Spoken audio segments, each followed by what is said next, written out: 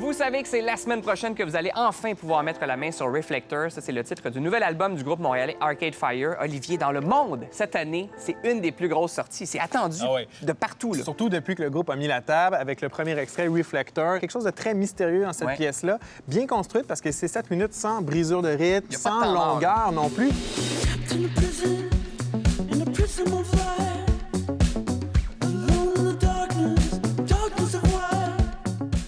Et tout cet esprit un peu mystère, de faux semblants, a très bien été repris par Anton Corbijn dans le vidéoclip de Reflector. Un clip complètement hallucinant. Oh, très beau clip.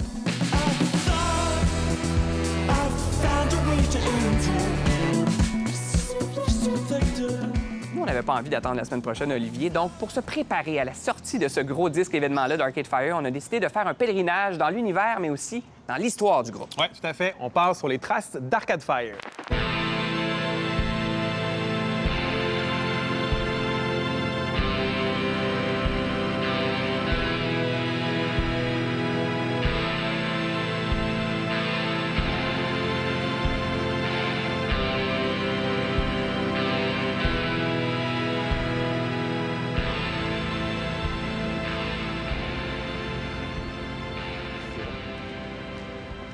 Donc, Olivier, le début de l'histoire, ça se passe ici. Le début de notre road trip est ici parce que ça, c'était l'appartement de Régine Chassaing Au et Will Butler. C'est tellement leur appartement que c'est écrit par terre. Ils l'ont gravé en 2003.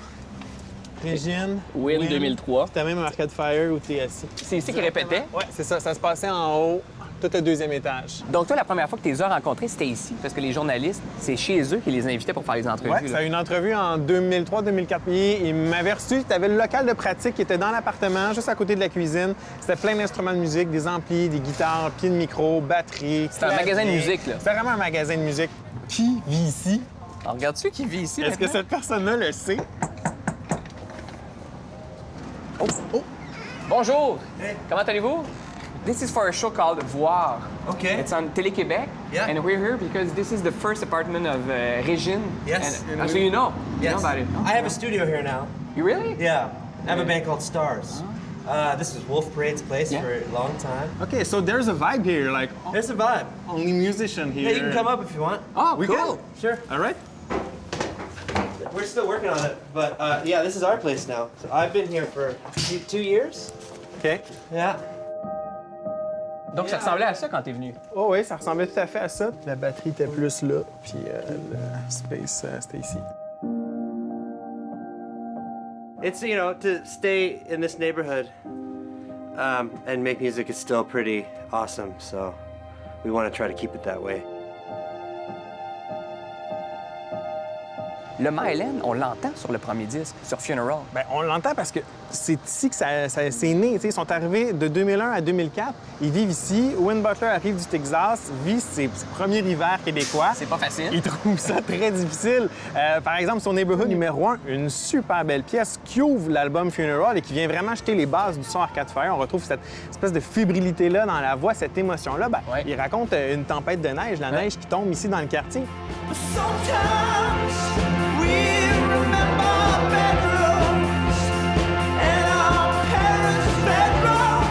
C'était central pour le groupe de vivre ici. À quelques pas d'ici, t'as la Sala Rosa et la Casa del Popolo. Les premiers shows, c'était là. Exactement, ils font leur premier spectacle, donc c'est vraiment l'incubateur.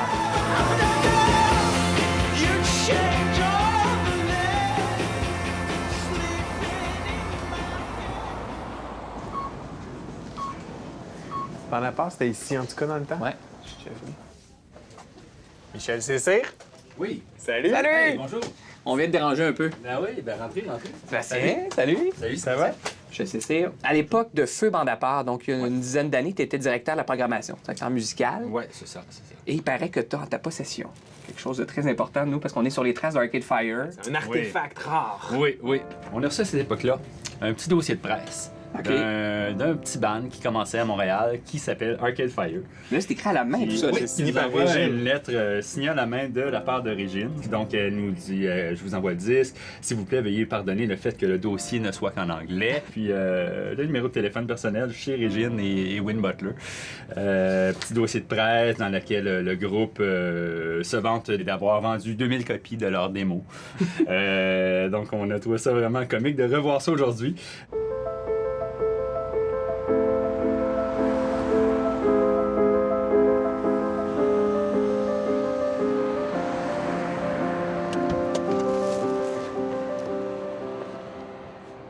Un décor de film d'horreur.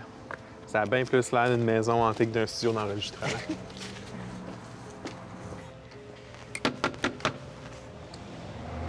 Après, on veut juste essayer de voir à l'intérieur. Il y a une cuisine. Donc après, le Myland, ça, c'est le deuxième lieu de pèlerinage pour tous les fans d'Arcade Fire. C'est la fameuse église qui est à Farnham, dans les cantons de l'Est. Ouais. Pourquoi c'est un lieu important? Parce que c'est un studio. C'est vraiment ici qu'ils ont enregistré. Neon Bible a été enregistré ici, The Suburbs a été enregistré ici.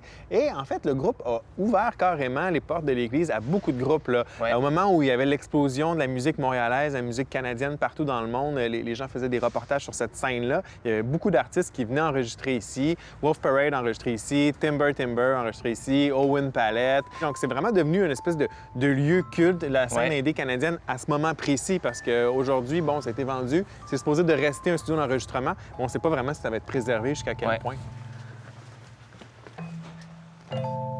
Ça, c'est Régine, le chat d'Arcade Fire. Mais il y a des journalistes qui, dans le temps, savaient, OK, le groupe enregistre, on a vu le groupe au Subway, fait qu'ils sont à Farnham. Ils mangeaient au Subway ici? Oui, ça a l'air. Venaient cogner à la porte et ils se faisaient répondre comme non, pas de caméra, tu sais. Donc, c'est resté très mystérieux et le seul moyen de voir cette église-là, c'est de regarder le film Miroir noir de Vincent Morissette. Ouais. Parce que lui a eu accès à cette église-là. Il est entré pendant l'enregistrement de l'album Neon Bible. C'est comme le making-of de cet album-là. Oui, mais un making-of à l'image du groupe parce que c'est très artistique comme film. Le grain recherché, la couleur, il y a beaucoup de noir et blanc, les plans sont abstraits. Il y a quelque chose de très mystérieux dans ce film-là. Donc, on nous dévoile un peu ce qui se passait, mais pas trop en même temps. Je trouve que ça fait classique Arcade Fire.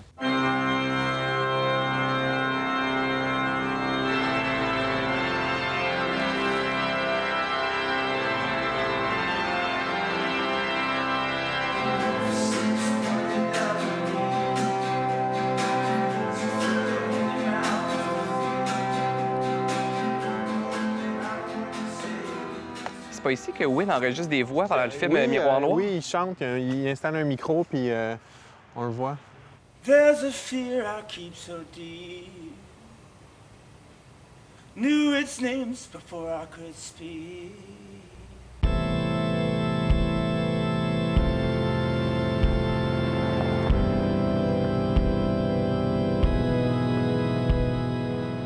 Donc, si je comprends bien, c'est que c'est vraiment à partir de ce moment-là que la carrière d'Arcade Fire a explosé. C'est là que ça a vraiment décollé, entre autres avec The Suburbs, l'album The Suburbs, suivant. paru en 2010, toujours enregistré à l'église. C'était un album un peu plus accessible, je te dirais, surtout avec la pièce The Suburbs, plus pop, quand même qui pouvait jouer sur plusieurs types de radios.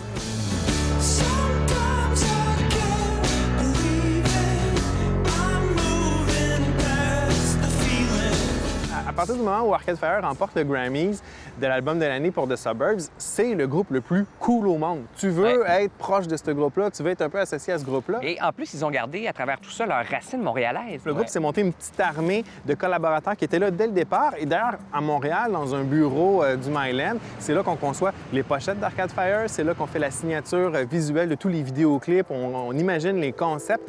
C'est juste là, hein? C'est là.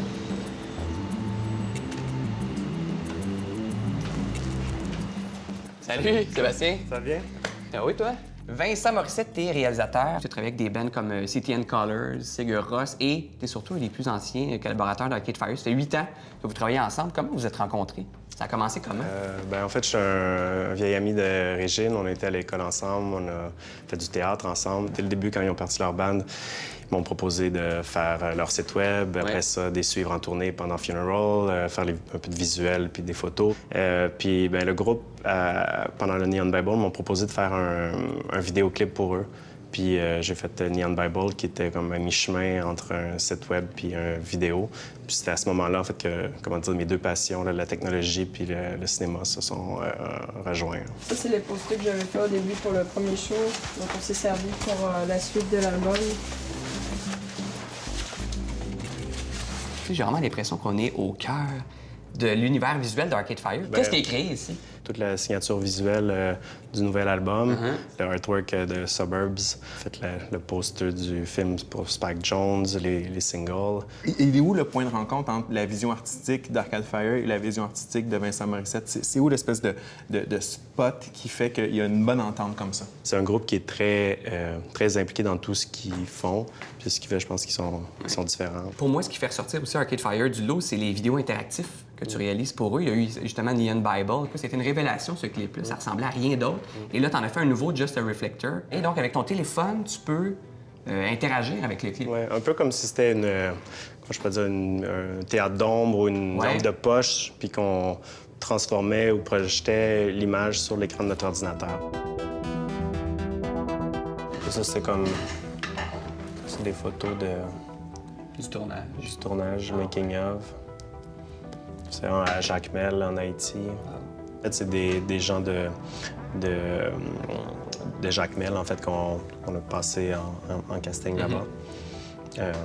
Puis le groupe Voodoo aussi, vient d'un village un peu plus loin, à l'extérieur de la ville.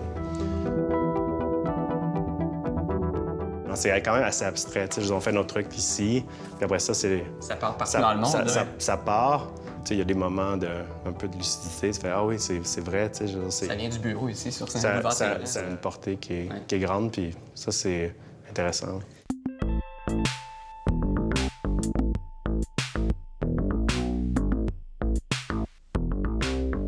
Donc, Olivier, tout ça, ça nous amène à maintenant. Là, la prochaine étape dans tout ça, c'est Reflector, l'album qui sort la semaine prochaine. Il y a un peu plus un mois et demi environ, Arcade Fire était ici, à la salle Satec, sur la rue Peel, au centre-ville de Montréal.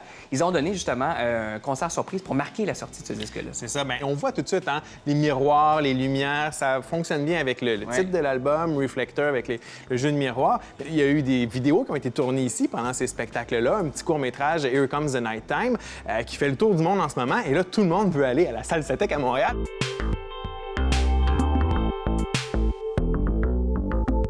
Comme pour tous les projets d'Arcade Fire, il y a beaucoup de mystères qui ont entouré ce fameux album-là, Reflector. Mais juste la première fois, le premier contact qu'on a eu avec cet album-là, on savait même pas que c'était ça. C'était à Oshiaga, avant le spectacle de Beck. Les lumières se ferment, la musique arrête. Et là, il y a sur l'écran géant une espèce de quelqu'un qui dessine un rond, qui fait un carré, qui écrit Reflector.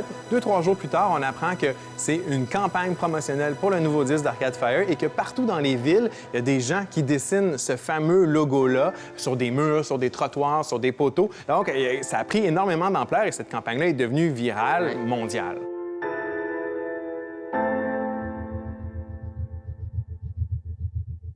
Vous allez voir, on s'en faire analyser le fameux logo de Reflector par une personne qui connaît ça.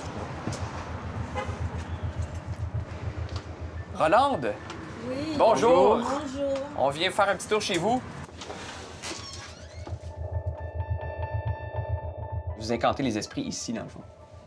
Non, on n'a pas le droit de les écarter, ils sont toujours là. Ils sont toujours là. D'accord. Toujours là, même si vous ne les voyez pas. Sur ce disque-là, il y a beaucoup question d'Haïti. En fait, c'est très influencé par la culture haïtienne. Mais il y a le vaudou aussi qui est très important sur ce disque-là. Mais le logo, on s'est fait dire que c'était inspiré du vaudou. Le cercle, c'est un cercle magique. Alors, le cercle magique, vous savez que c'est la base de tout rituel. Ça a devenu un mot magique. Parce que Oui, à ce moment-là. C'est un carré magique dans un cercle magique, donc c'est un mot magique. Oui, Reflector. Reflector. C'est ça, ça veut dire. C'est un cercle de protection que vous avez fait. Est-ce que c'est possible de bénir Arcade Fire en terminant?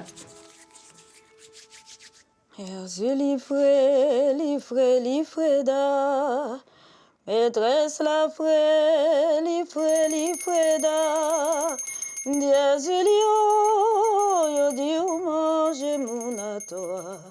Innocent yo zien la nap gade yo. Lifreda, maîtresse la frère, Lifreda, Diazulio, yo Dieu mange mon à toi.